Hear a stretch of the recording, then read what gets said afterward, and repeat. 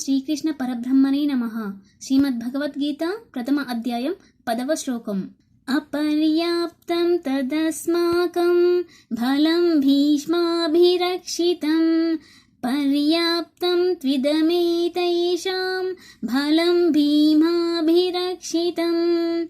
అపర్యాప్తం తదస్మాకం బలం భీష్మాభిరక్షితం పర్యాప్తం త్విదమేతేషాం బలం భీమాభిరక్షితం. తాత్పర్యం: మన సైన్య బలం అపరిమితం. మనం పితామహుడైన భీష్మునిచే చక్కగా రక్షించబడుతున్నాము. కానీ భీమునిచే జాగరూకతతో రక్షించబడుతున్న పాండవ సైన్యం పరిమితముగా ఉన్నది. భావం: ఇక్కడ దుర్యోధనుడు ఇరుసేనా బలముల తులనాత్మకమైన అంచనా వేయుచున్నాడు.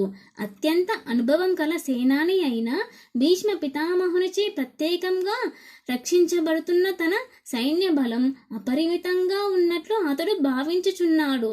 అదే సమయంన భీష్ముని ఎదుట తృణప్రాయము వంటి అల్ప అనుభవం కలిగిన సేనాని అయిన భీమునిచే రక్షించబడుతున్న పాండవ సేనా బలం పరిమితంగా ఉంది. భీముని కంటే అత్యంత అనుభవం కలిగిన భీష్ముడు తన పక్షాన ఉన్నందున యుద్ధరంగమున తన విజయం తథ్యమని దుర్యోధనుడు కృతనిశ్చయుడై ఉన్నాడు.